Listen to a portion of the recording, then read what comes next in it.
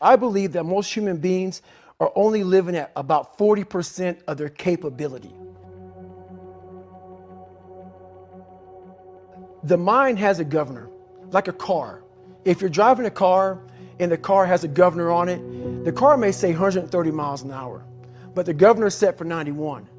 Once that governor sets in, you get to 91, that car starts doing this. The car wants to go. The car wants to go, but that fucking factory said, we're not going past 91. We have a factory, a nice governor in our brain, and it's a survival mechanism. It protects us from pain and suffering. The second we feel that shit, our mind says, oh no, this isn't fun. We should back off. We should sit down, find something more comfortable. And there's something about the mind. The mind has the tactical advantage over you at all times. At all times of your life, the mind has a tactical advantage over you. Why is that? It knows what you're afraid of. It knows your insecurities. It knows your deep, dark lies. And it starts to push you away from that shit. It pushes you in a direction that is comfortable. The mind controls everything. So what I realized was that when I was growing up and I was 300 pounds and I got all fat and I got all insecure, I realized that my mind kept taking me in this direction. When things got uncomfortable for me, when I was facing my insecurities, when I was facing my fears, my mind said, oh no, we have the tactical advantage. We need to get you, separate you from this feeling over here. Life's all about feelings. We want the happy feeling. We don't want that feeling of this sucks. Why am I here? And you don't have any, so you can't answer those questions, so you leave. I started realizing that if in that moment you can answer those up questions and you are now in charge of your brain versus your brain ruling you, that's where all that stuff comes from. So the 40% rule is all of that. You get to 40%, your brain says, we're done. Let's roll, man. This is starting to get painful. This is uncomfortable. So you sit down.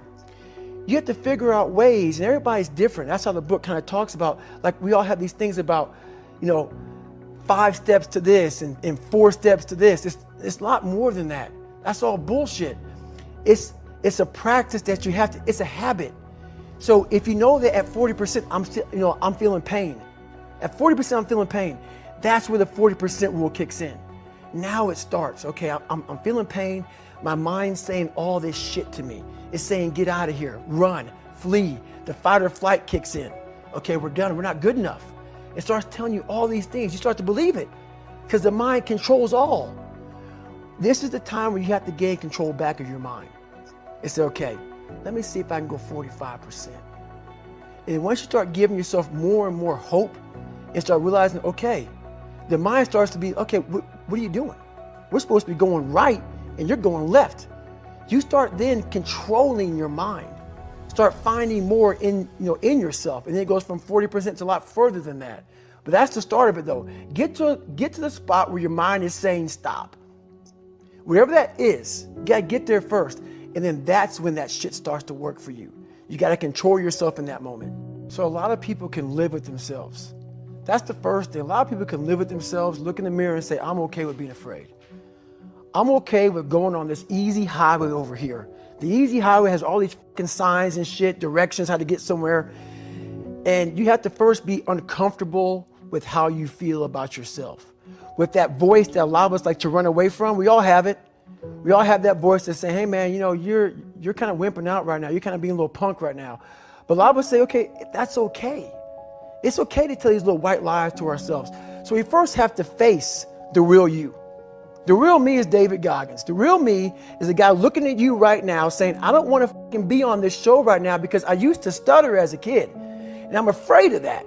I'm afraid that here in a second, I'm going to start fucking stammering and stuttering and the whole world is going to know that I have all these issues. But that's when I see right now, okay, Goggins, you got to go on this fucking show. That's Goggins.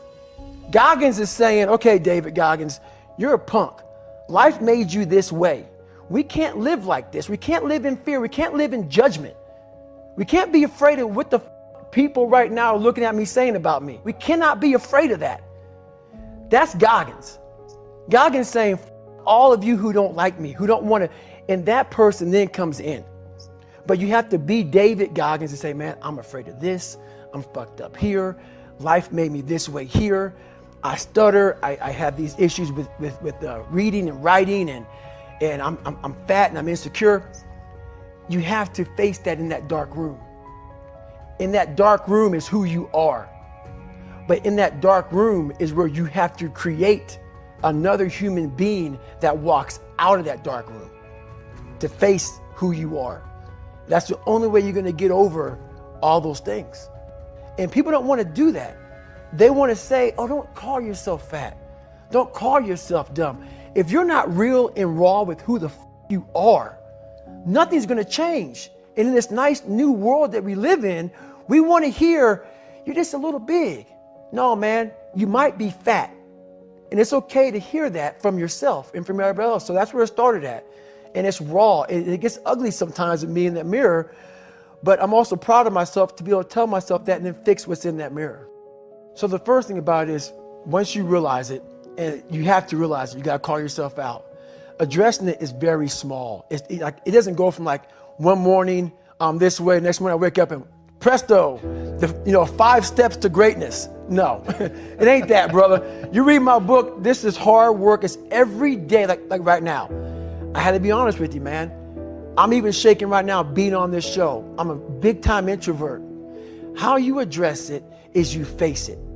You face it every day. You face it every single day of your life, where you say, okay, like if you're fat, you need to lose weight. It's patience. It's patience in this fact of accepting who you are right now. I'm fat. I don't like myself. Accepting the fact that if you lose 3 or 4 pounds, that's a huge accomplishment. You have to live in your own world. You cannot judge yourself. That's why social media and all these things are horrible.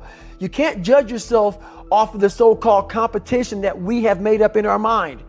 The things that, how people look, how people act, how smart someone is. This is a race that you run completely alone.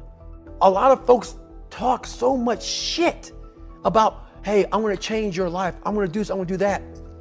Are you accountable for what you're doing? Are you accountable? And I mean to the T for what you're saying. I am. And that's where it started. It started with that total accountability of, let's not lie today. Let's tell people the truth about who you are. And when you can get on and tell someone, like I'm doing right now, exactly how f***ed up you are, that's the goal in life. To put your life on a billboard, on the busiest road, in the busiest highway in the world, and say, this is how f***ed up I used to be. Take it or leave it.